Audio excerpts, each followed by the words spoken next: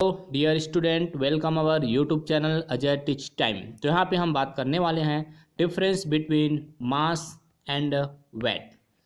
देखो, कई बच्चे इन दोनों को एक ही समझ जाते हैं, बहुत कंफ्यूज होते हैं कि सर आखिर में ये जो मास है, ठीक है, मतलब द्रव्यमान और भार, क्या ये दोनों सेम है या अलग अलग हैं। तो आइए आपके इस डाउट को आज क्लियर करने वाले हैं, क्योंकि इन दोनों में कुछ डिफरेंस होती है और वो डिफरेंस क्या है इसको हम समझने वाले हैं। ठीक है, तो सबसे पहले इसका डेफिनेशन देख लीजिए। असल में जो मास होता है वो क्या होता है, इसका हिंदी में लिख दिया हूँ। किसी वस्तु में स्थित पदार्थ की मात्रा को उसका क्या बोलते हैं, द्रव्यमान बोलते हैं। मतलब कोई भी वस्तु है, उस वस्तु के अंदर कितने छोटे छोटे पार्टिकल्स हैं जिससे वो मिलकर बने हैं। ठीक है, कितने छोटे छोटे पार्टिकल्स हैं जिससे वो मिलकर बने हैं, उसको कैलकुलेट किया जाएगा। मतलब अच्छा, कोई भी जो चीज़ होता है वो छोटे छोटे अणु परमाणु से मिलकर बना होता है, और अणु परमाणु भी किससे मिलकर बने होते हैं, प्रोटॉन प्लस न्यूट्रॉन और इलेक्ट्रॉन से। इसका मतलब सर वही उसके क्या हो जाएंगे, छोटे छोटे पदार्थ हो जाएंगे। ठीक है, मतलब कोई भी वस्तु है, किसी भी वस्तु में छोटे छोटे जो पार्टिकल्स है उसको अगर काउंट किया जाए तो वो जो टोटल ऐड होगा वही क्या होगा, उसका मास होगा। लेकिन अगर हम बात करें वेट की, तो वेट को कैसे कैलकुलेट किया जाता है। तो वेट किसी वस्तु पर लगने वाले गुरुत्वाकर्षण बल का परिमाण है। मतलब यहाँ पे जो होगा वो ग्रेविटेशनल फोर्स लगेगा। ठीक है, आइए इसको आगे हम समझने वाले हैं। जैसे कि देखो, मेरे पास कोई एक वस्तु है, ये आप देख पा रहे हैं, कोई वस्तु है। ठीक है, तो इसका जो मास होगा, मान लीजिए यहाँ पे जो छोटे छोटे पार्टिकल्स हैं ये मिलके बने हैं टोटल 1000 या 100 छोटे छोटे अणुओं से मिलके बने, छोटे छोटे परमाणु हैं जिससे वो मिलके बने हैं। ठीक है, तो इसका मतलब सर इसका जो मास होगा वो कितना ग्राम हो जाएगा, 100, क्योंकि यहाँ पे छोटे छोटे पार्टिकल को काउंट किया जाए तो कितना निकलेगा, 100। ठीक है, आइए उसी प्रकार से इसको समझते हैं वेट को। अब वेट क्या होगा, तो ये किसी वस्तु पर लगने वाला गुरुत्वाकर्षण बल है। मतलब ये कोई वस्तु है ना, इसका भी मास क्या होगा, मान लीजिए 100 ग्राम है। ठीक है, क्योंकि याद रखना किसी भी वस्तु का जो मास होता है वो चेंज नहीं होता स्थान के हिसाब से। ठीक है, मैं जो यहाँ पे वस्तु लिया हूँ वही वस्तु यहाँ पर लिया हूँ, तो इसका भी मास क्या होगा, मान लीजिए 100 है, 100 है। क्लियर। अच्छा, अब देखो, तो सर ये वेट कैसे डिफरेंस हुआ। तो इसका जो वेट कैलकुलेट किया जाएगा वो कैसे कैलकुलेट किया जाएगा। कोई भी जो प्लैनेट होता है, मान लीजिए हमारी पृथ्वी है, ठीक है, तो पृथ्वी किसी भी वस्तु पर क्या लगाती है, ग्रेविटेशनल फोर्स लगाती है, मतलब गुरुत्वाकर्षण बल लगाती है।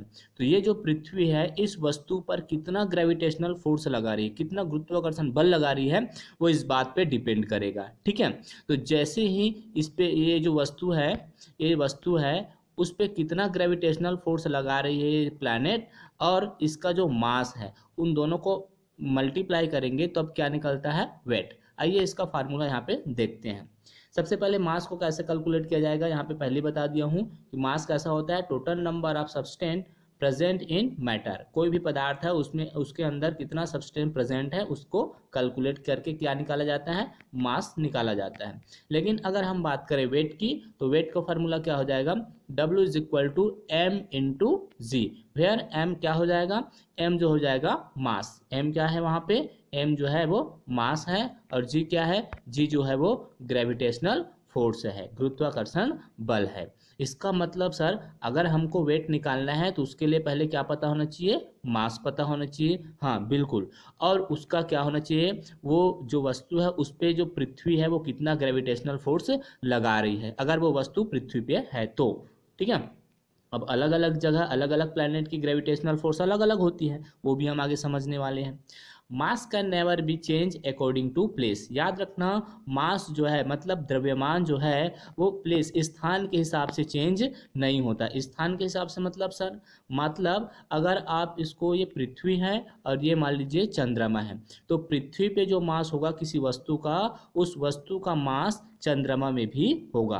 मतलब किसी भी वस्तु को अगर आप कोई भी प्लैनेट पे ले जाओ तो उसका जो मास है वो उतना ही रहेगा, अगर आप उसमें कोई भी छेड़खानी नहीं करते हो तो। क्लियर। मतलब मान लीजिए ये कोई है आपका पेन है, इस पेन का मान लीजिए मास कितना ग्राम है, 10 ग्राम है पृथ्वी पर, और इसको आपने कहाँ ले गया, चंद्रमा में ले गया, तो चंद्रमा में भी इसका मास क्या होगा, 10 ग्राम ही होगा। इसका मतलब क्या समझे कि मास कभी भी चेंज नहीं होता है अकॉर्डिंग टू प्लेस। लेकिन अगर बात करें वेट की, तो weight can be change because it's depend on gravity. तो जो है वेट क्या हो जाता है, चेंज हो जाता है। क्यों हो जाता है, क्योंकि वो किस पे डिपेंड करता है, ग्रेविटी पे। और ग्रेविटी अलग अलग प्लैनेट की क्या होती है, अलग अलग होती है, अलग अलग जगह की ग्रेविटी अलग अलग होती है, गुरुत्वाकर्षण बल, ठीक है। इस कारण से वेट जो होता है वो क्या हो जाएगा, चेंज हो जाएगा।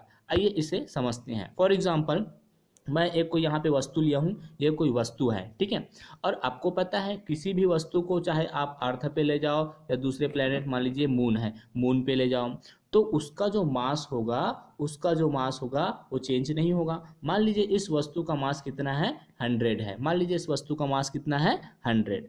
तो 100 है, इसका मतलब सर इसका मास जो है अर्थ पे भी 100 होगा और मून चंद्रमा में भी कितना होगा, 100। लेकिन यहाँ बात आती है वेट की। तो वेट कैसे चेंज होगा सर, आइए इसको हम एग्जांपल द्वारा समझते हैं। जैसे कि मान ले, सबसे पहले हम बात करते हैं अर्थ की। तो इस वस्तु को मैंने पहले कहाँ पे ले गया, अर्थ पे ले गया, ठीक है। तो अर्थ पे इसका वेट कैसे कैलकुलेट करेंगे, मैंने आपको फार्मूला बताया है, weight is equal to m into g, where m क्या है, वो है मास। तो मैंने आपको बताया, मान लो इस वस्तु का मास कितना है, 100 है, ठीक है। तो मास की वैल्यू रख दिए 100, क्योंकि आपको वेट कैलकुलेट करने के लिए मास पता ही होना चाहिए, है ना। बिना मास के हम वेट नहीं बता सकते।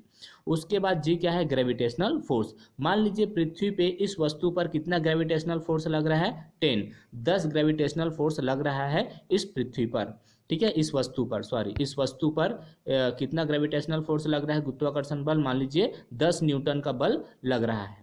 तो यहाँ पे जो वेट आएगा वो कितना आ जाएगा, 100 × 10 इज इक्वल टू 1000, 1000 आया, ठीक है। अब हम बात करेंगे, अगर इसी वस्तु को मैं चंद्रमा पे ले जाऊं तब क्या होगा। तो आइए चंद्रमा पे ले जाते हैं। अब इस वस्तु को चंद्रमा पे ले गया तो इसका वेट वैसी फार्मूला पे कैलकुलेट करेंगे। तो मास तो चेंज नहीं होगा, है ना, चाहे हम अर्थ पे ले जाएं चाहे मून पे ले जाएं, इसका जो मास होगा वही होगा। यहाँ पर भी 100 था, यहाँ पर भी 100 होगा, ठीक है, मास चेंज नहीं होगा। लेकिन अगर मैं बात करूं ग्रेविटी की, तो ग्रेविटी तो चेंज हो जाता है सर। अलग अलग प्लैनेट पे जो ग्रेविटी होती है, गुरुत्वाकर्षण, वो अलग अलग होती है। तो यहाँ पे मून पे मान लो ग्रेविटेशनल फोर्स कितना है, 2 है, 2 न्यूटन का बल लगता है यहाँ पे, है ना। तो यहाँ पे इन दोनों को मल्टीप्लाई किए तो कितना आया, 200। इसका मतलब आप देख पा रहे हैं कि अर्थ पे और मून पे दोनों पे जो वेट आया वो डिफरेंट आया, जबकि इन दोनों का मास क्या है, इक्वल है। इसका मतलब सर कोई भी जो वस्तु है उसका मास प्लेस के हिसाब से, जगह के हिसाब से चेंज नहीं होगा, लेकिन जो वेट है वो चेंज हो सकता है, क्योंकि वो किस पे डिपेंड करता है, ग्रेविटी पे डिपेंड करता है। आई होप आपको ये बात समझ में आ गया होगा कि किस प्रकार से मास और वेट में डिफरेंट है। क्लियर। तो उम्मीद करता हूँ कि ये वीडियो आपको पसंद आई होगी, समझ में आई होगी। यदि आप चैनल पे नए होंगे तो प्लीज़ चैनल को सब्सक्राइब जरूर कीजिए। Thanks for watching.